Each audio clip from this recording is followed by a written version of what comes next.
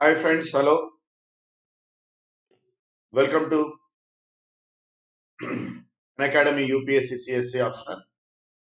Let's crack UPSC CS optional. India's largest learning on India's largest online learning platform, Unacademy.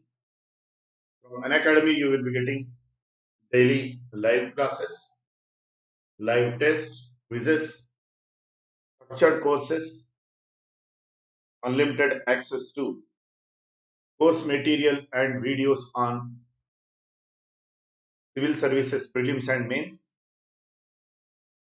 Download Unacademy learning app, get daily free live classes.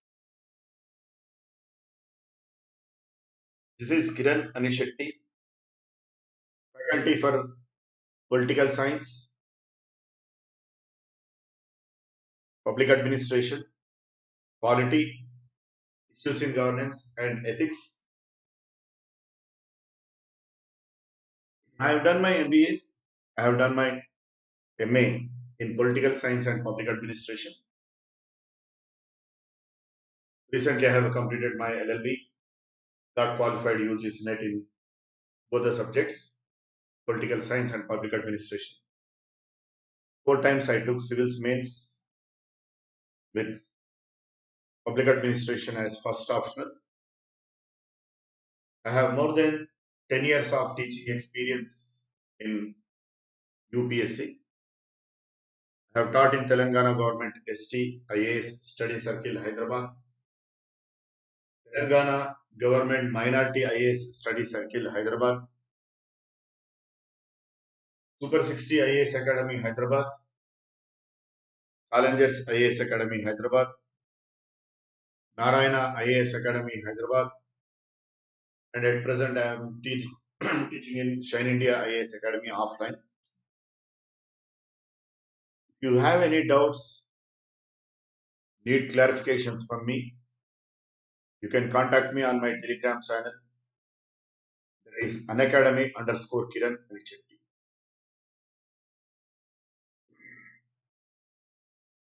Today we are going to discuss communism part 1.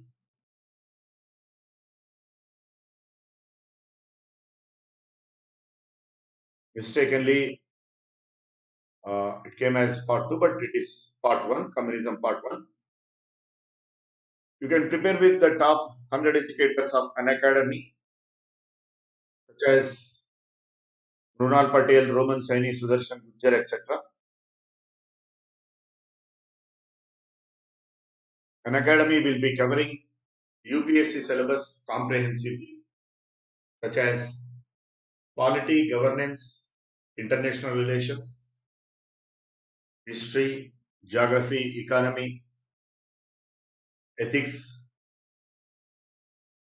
general essay, optional courses, science and technology, art and culture, etc.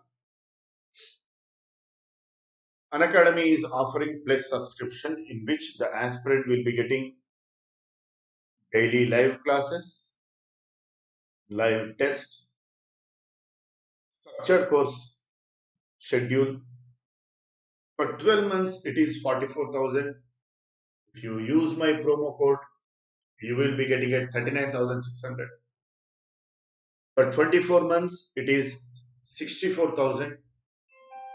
If you use my promo code, you will be getting it. Just a minute. Hello. అమ్మ నేను క్లాస్లో ఉంటా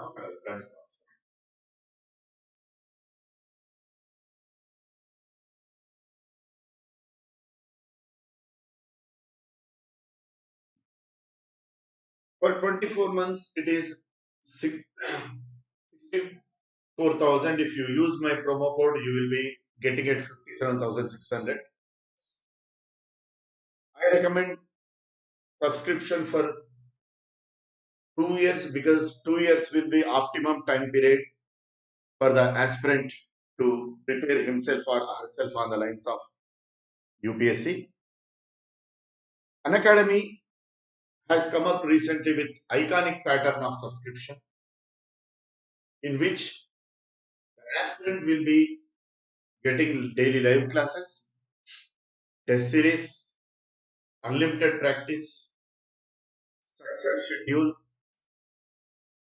personal mentor. The aspirant needs to have personal mentorship or personal guidance to crack UPSC exam because UPSC exam involves many intricacies.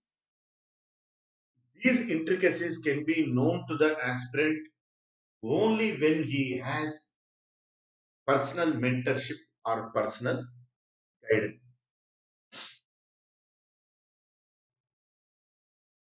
Daily questions on mains, you will be getting study planner, personal feedback. We will be evaluating your answer scripts. We will be giving our comments. Based on that, you can enhance your writing skills. For 12 months, it is 64,000. If you use my promo code, it will be 57,600. For 24 months, it is 99,000. If you use my promo code, you will be getting it 89,100.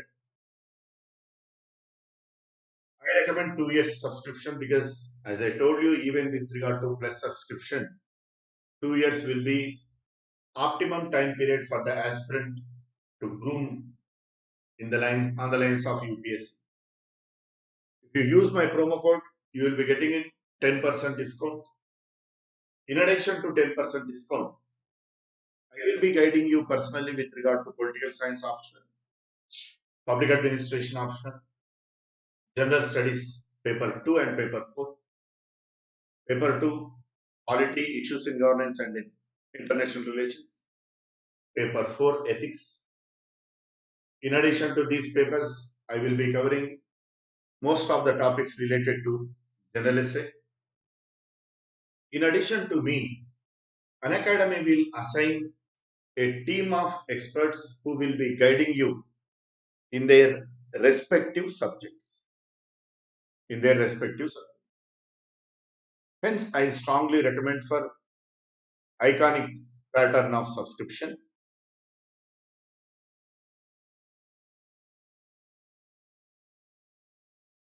Communism Part 1. Communism as a codified body of thought came into existence only after Marx's death in 1883.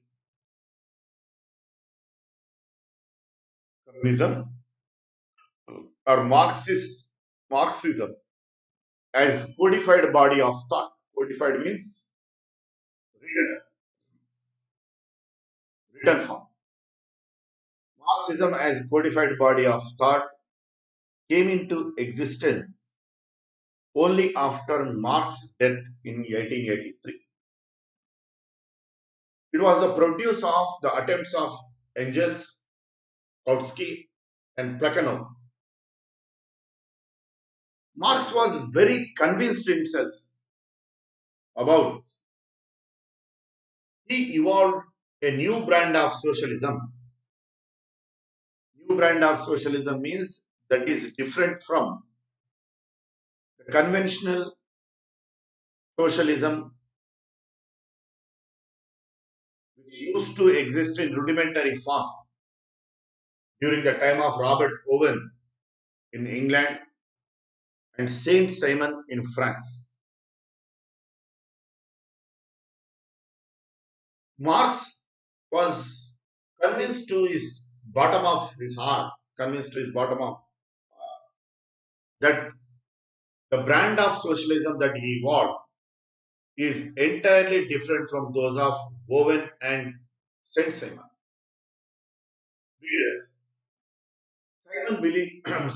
Marx believes his brand of socialism is scientific. Why he conceives his brand of socialism as scientific? Because, because first, it empirically explains the reasons behind historical and social changes and developments.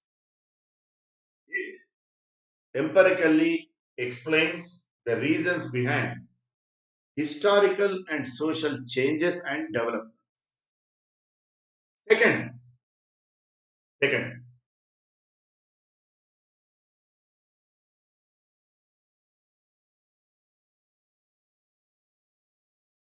Marx, through his socialism, elaborates the methodology and action plan to dethrone the capitalism.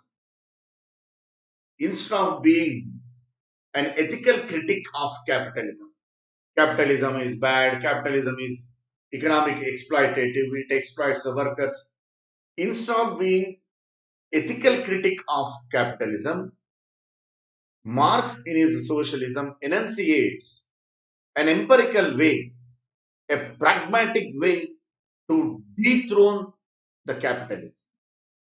That is through waging a violent social revolution against capitalism. Waging a violent social revolution against capitalism. Because of these two reasons, Marx was convinced to his core of his heart, that his brand of socialism is practical and scientific. Communism can be divided into three schools of thought. Three schools of thought: classical Marxism, orthodox communism, and neo Marxism. Classical Marxism enunciated by Karl Marx, orthodox communism espoused by I.V. Lenin and Joseph Stalin, neo Marxism enunciated by Frankfurt. In this session, we will discuss some of the basic tenets of classical Marxism. In next class, we will discuss the remaining basic tenets of classical Marxism, and we will also discuss orthodox communism. Classical Marxism. Karl Marx is the chief exponent of this classical Marxism. Karl Marx is the chief exponent of classical Marxism. Marx advocates that capitalism will be overthrown in an empirical way. Marx advocates that capitalism will be overthrown in an empirical way. That is by waging violent war, waging violent social war, waging violent social war.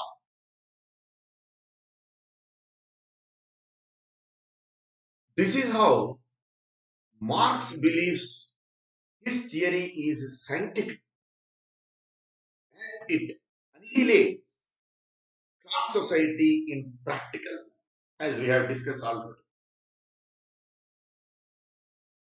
As we have discussed already, why Marx believes his brand of socialism is scientific is because in an empirical way it deals how to dethrone capitalism, dismantle capitalism, that is through waging violent social war against capitalism.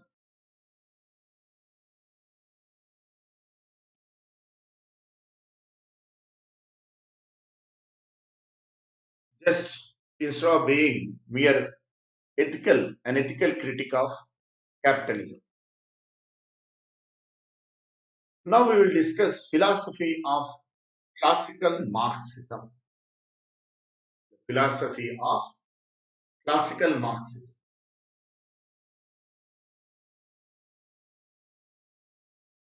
Historical materialism. Historical materialism. This is also termed as materialistic interpretation of history. Materialistic interpretation of history. Simply, it means that historical development or historical changes, like from ancient to medieval, medieval to when we shifted to modern world.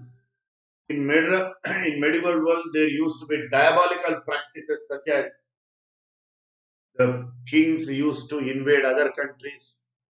They used to forcefully marry the wives of the kings whom they defeated in the war. When war used to happen, that territory which was inflicted war, in that territory there used to be huge plunder, pillage. Entire wealth used to be looted. Women used to be brutally raped. Men, women, children, the world used to be put to death mercilessly. The instances of Nadir Shah,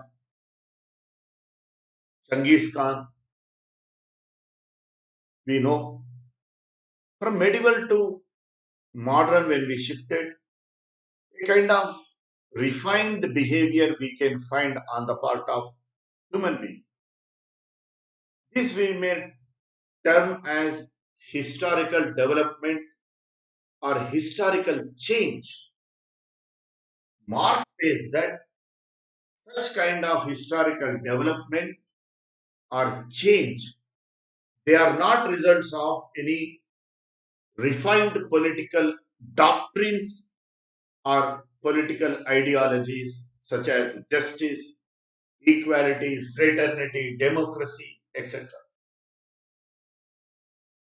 Neither they are results of any spiritual enlightenment like the teachings of Buddha or teachings of Guru Nanak or teachings of any enlightened soul.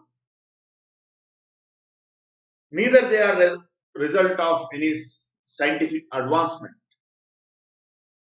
It is because of the changes in the mode of production of goods of subsistence, the goods which are essential for the survival of human being, like clothes, food, shelter, etc. How these goods are going to be produced, the mode of production of subsistence, the change in mode of production of subsistence is the chief reason for historical development or historical change. This is what the Marxists term as historical materialism or materialistic interpretation of this theory advocates material circumstances are central to all forms of social and historical development. Material circumstances are central to all forms of social and historical development. Means of production of subsistence. Means of production of subsistence is the most crucial of all human activities. Means of production of subsistence is the most crucial of all human activities. Mankind may be having many activities such as cultural, spiritual, family, everything. But amongst all, the means of production of subsistence is most crucial of all human activity. Satisfaction of human needs such as food, shelter, clothing, etc. is of utmost importance. Satisfaction of human needs such as food, the way food is produced, agriculture, cultivation, then processing of agricultural products, cooking or whatever, shelter, clothes, etc. of utmost importance. Hence, the way in which these are produced conditioned all other aspects of life. The way, the mode of production in which these human subsistence are produced is basis of all other aspects of human life. Marxists call this aspect as base structure.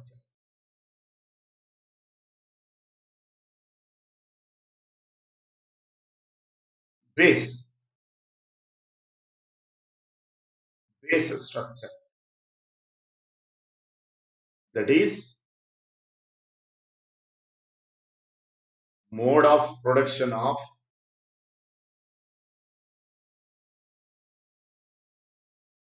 subsistence. Mode of production of subsistence. This is the base, the way we have pillars to build any structure. This is pillar, this is the cornerstone on which superstructure is built. What is this superstructure? Culture,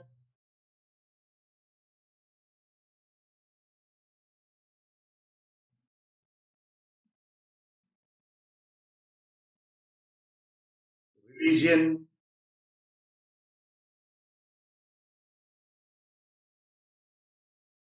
political system,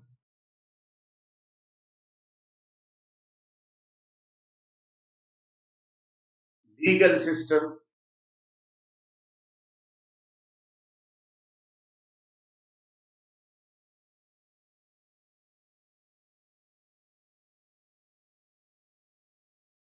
On this cornerstone, on this basic structure, all other superstructures are built. All other superstructures are built, such as culture, religion, political system, legal, education.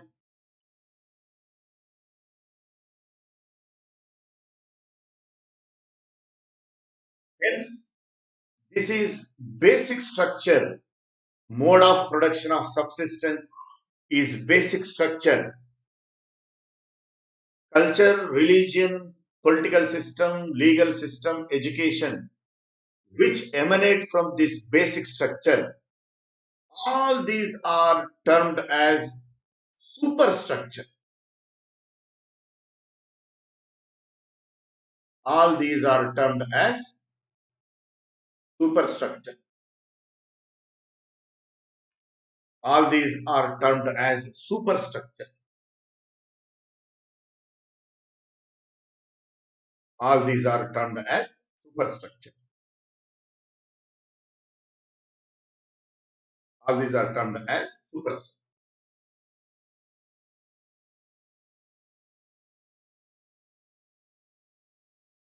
This is materialistic interpretation of history. Materialistic interpretation of history. Legal, political, social, religious, art, culture, they are all superstructure, which depends on, they are all components of superstructure, which depends on economic basis or the basic structure, that is mode of production. The basic structure, that is the mode of production.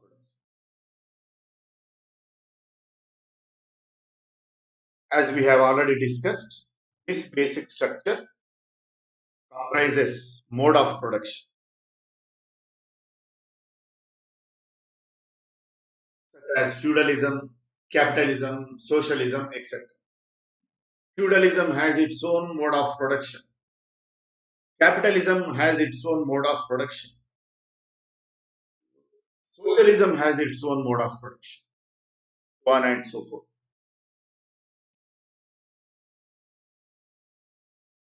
Marx, like G.W.F. Hegel, believes that the driving force of historical and development is dialectical process.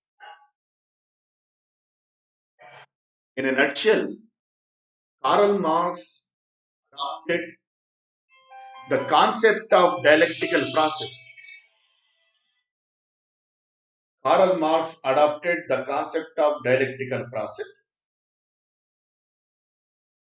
Karl Marx adopted the concept of dialectic process from G.W.F. Hegel. Marx says, the driving force behind historical change and historical development is dialectic. What is this dialectic? Dialectic refers to a process of development. Dialectic refers to a process of development in which the interaction between the opposite forces lead to higher stage and evolved stage. Lead to higher stage and evolved.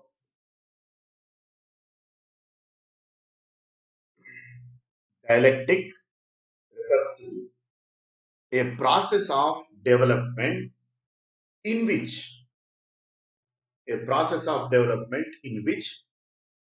interaction between opposite forces lead to higher stage and evolve. Like simple, through friction, we can make a sophisticated machinery or weapon.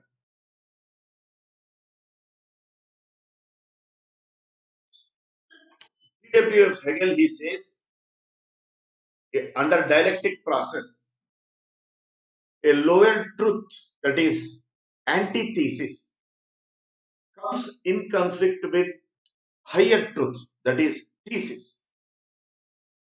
Because of this conflict and interaction between these two forces, synthesis is formed.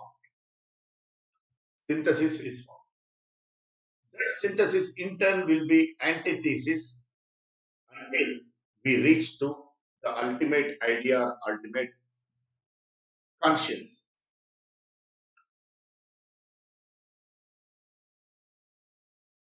Simple, simple to understand. Dialectic refers to a process of development in which the interaction between opposite forces lead to higher stage or evolved stage. Simple thing. The conflict between Indians and Britishers led to freedom of India.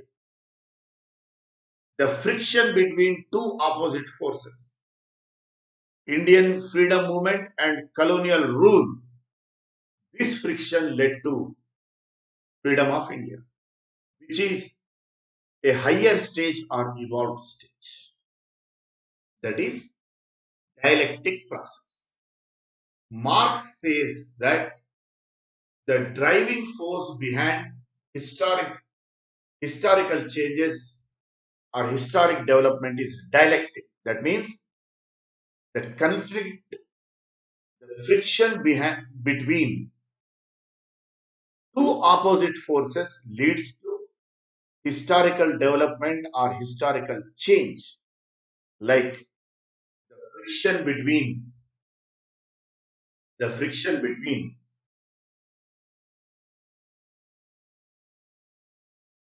oppressor and the oppressed, the friction between master and slave in ancient India, the friction between feudal lord, land owned aristocracy or feudal lord, and serfs led to historical change or historical development. This is the concept of dialectic process according to Marx. Marx says historic development or change is result of conflict between dominant class and dependent class or subordinate class. As we have just discussed, Karl Marx says historical development or historical change is resultant of the conflict between dominant class and dependent, friction between dominant class and dependent class, and class and dependent,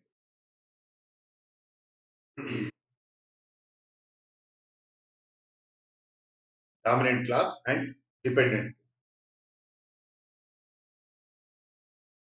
As we have discussed during ancient time, the conflict between master and slave. During medieval period, the conflict between the landlord and serf.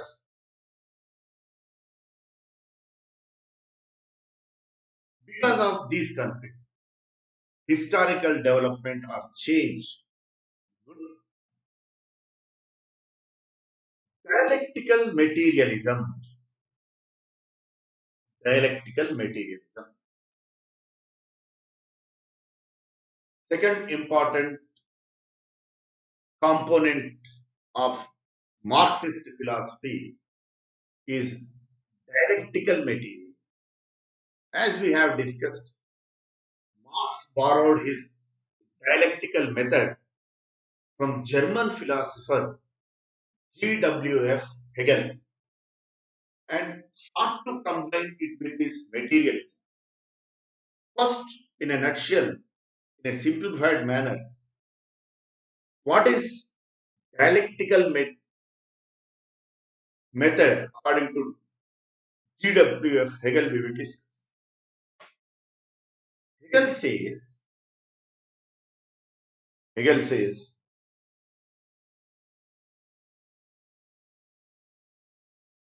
idea or consciousness is central to the universe.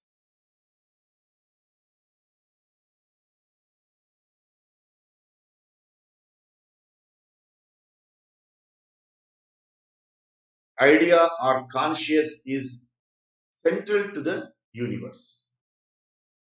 Until this ultimate consciousness or idea is reached, there will be constant conflict between antithesis and thesis.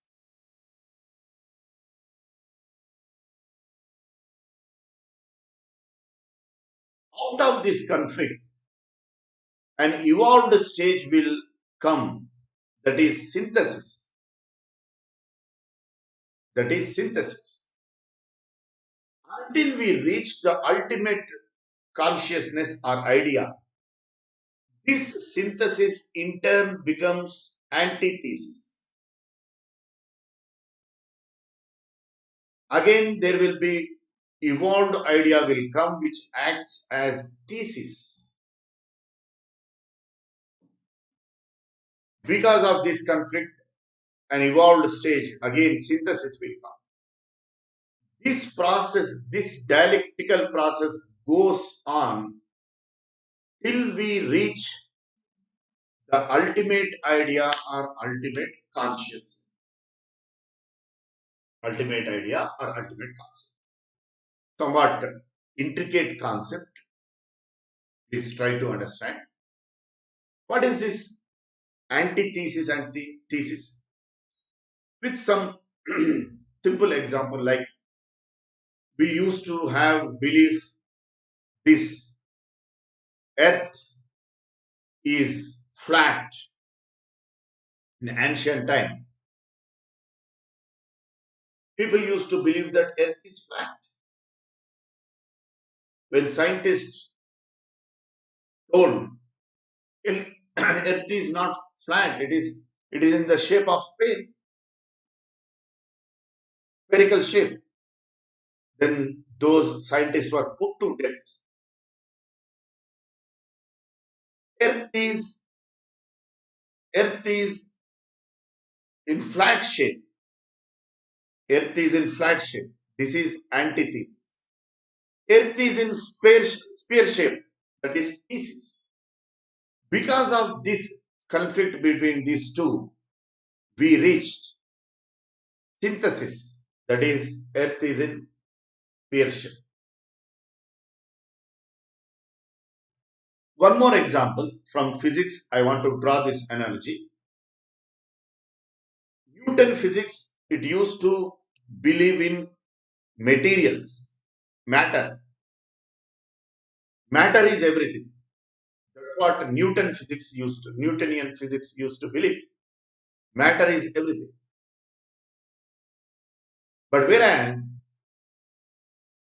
when Einstein developed his theory of energy, E energy equal to mc square, all matter emanates from energy. All matter emanates from energy. Entire universe is matter, that is Newtonian physics postulate, that is antithesis. All matter comes from energy. This is thesis. Because of the conflict between this antithesis and thesis, an evolved form, synthesis will be formed. That is energy equal to mc square. Again, this synthesis has become antithesis. Energy is everything in the universe. Against this antithesis, again thesis came, that is quantum physics. All energy comes from one single consciousness. All energy comes from one single consciousness. This has become thesis. And we reached the ultimate idea in physics. All energy comes from one consciousness, and all matter comes from energy, one energy. This is how the friction between antithesis and thesis goes on until we reach the ultimate idea or ultimate consciousness. GWF Hegel believes idea or consciousness is central to the world, or is central to the world. But on the other hand, Marx believes matter is central to the world. Yet, Marx adopted this dialectical process from G.W.F. Hegel. How he adopted dialectical process to matter? Here, according to G.W.F. Hegel, there will be conflict between one idea and another idea, thesis and antithesis and thesis. Marx says there will be conflict between different modes of production. During feudal time, there used to be production by handmill. Production by handmill. During capitalism, it is capitalistic mode of production.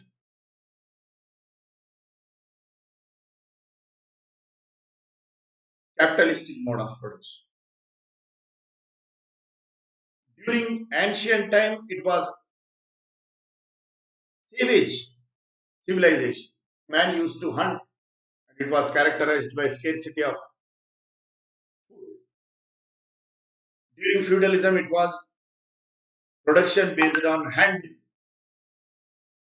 During capitalism, it is capitalistic mode of production, that is production for profit, not for need satisfaction.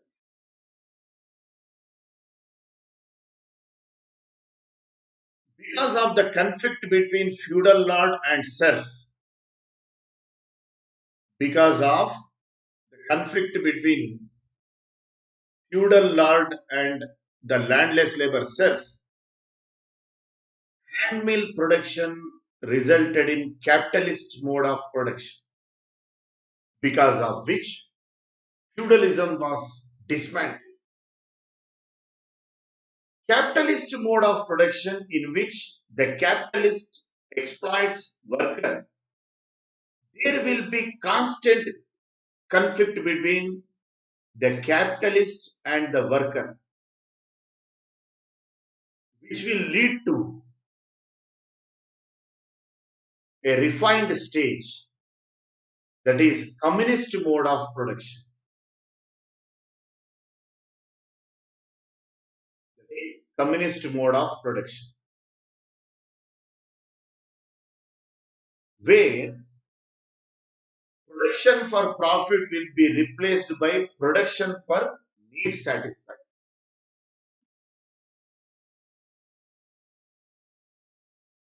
Production for need satisfaction. Production for profit will be replaced by production for need satisfaction. This is how Karl Marx adopted G.W.F. Hegel's dialectical process or dialectical method in Marxism. He adopted to dialectical materialism. He adopted dialectic process to materialism, in which, because of the conflict between feudal lord and landless labor, the handmill production is replaced by capital mode of production, where large chunk of huge volume of production will be produced for the sake of profit, not for need satisfaction. Because of the conflict between the capitalist and the worker, capitalist mode of production will be replaced by communist mode of production, where the production will be effected not for profit but for need satisfaction.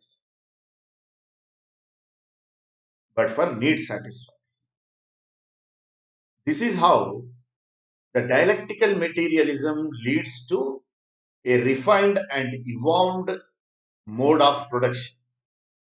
And according to Marx, communist mode of production is the ultimate mode of production, where needs of all the people will be satisfied and surplus value will be distributed amongst the workers, which used to be usurped by the capitalists. This is dialectical material. As we have discussed, G.W.F. Hegel in his dialectical process discusses the matter undergoes dialectical process because of its inherent tension until perfect material conditions come into existence. That is replacement of, I'm sorry, Marx adopted dialectical process of G.W.F. Hegel to matter, in which matter undergoes dialectical process because of its inherent tension until perfect material conditions come into existence. That is, replacement of production for profit by production for need satisfaction. Human history is history of class conflict. He says, Marx says, history had developed through a series of stages. History had developed through a series of stages. What are they? According to him, history developed through four stages. In primitive community, in which material scarcity provided the principal conflict amongst human beings. In primitive community, material scarcity provided the conflict amongst people.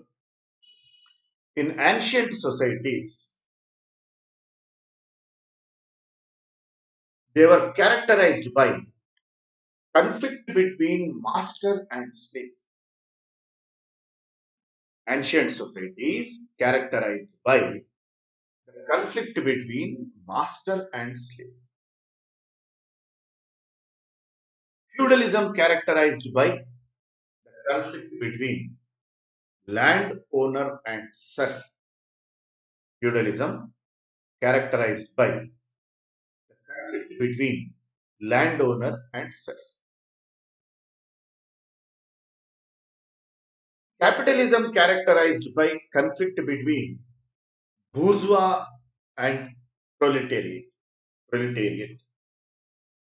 Capitalism characterized by the conflict between bourgeois and proletariat. Hence, human history has been a long struggle between the oppressed and the oppressor. Hence, human history has been a long struggle between the oppressed and the oppressor. However, Marx envisaged end of history. How he envisaged end of history? According to him, end of history would occur. End of history would occur when the society is to be constructed by violent social revolution. When the society was to be constructed by violent social revolution. In such society, there would not be any social classes. Well, according to Marx, the proletariat organized themselves and wage a violent social movement against bourgeois and bourgeois state. Because of their unity and strength, they will dismantle and dethrone first the capitalism, second the dismantle bourgeois state. In second stage, dictatorship of proletariat government will be formed in order to quell anti-revolutionary forces that would be generated by bourgeois, the defeated bourgeois. When this dictator proletariat socialist government, dictator proletariat socialist government quells, quells anti-revolutionary, anti-revolutionary forces led by defeated bourgeois are totally eliminated from the society, communist society will be formed, which is characterized by classless society. There will not be any class. There will not be any class.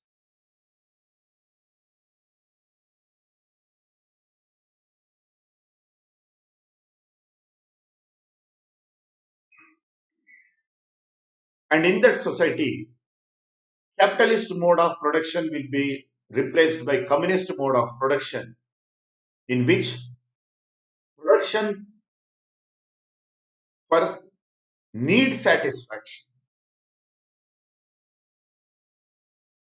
will replace production for profit.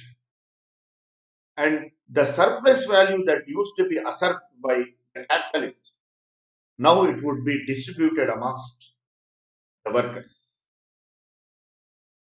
Hence, all the conflict in humanity or human history will be dissolved. That is the end of history according to Marx or Marxism. That is end of history according to Marx or Marxism, because there will not be any oppressor and oppressed, dominant and subordinate class. This is how classless society can be established. Thank you, friends.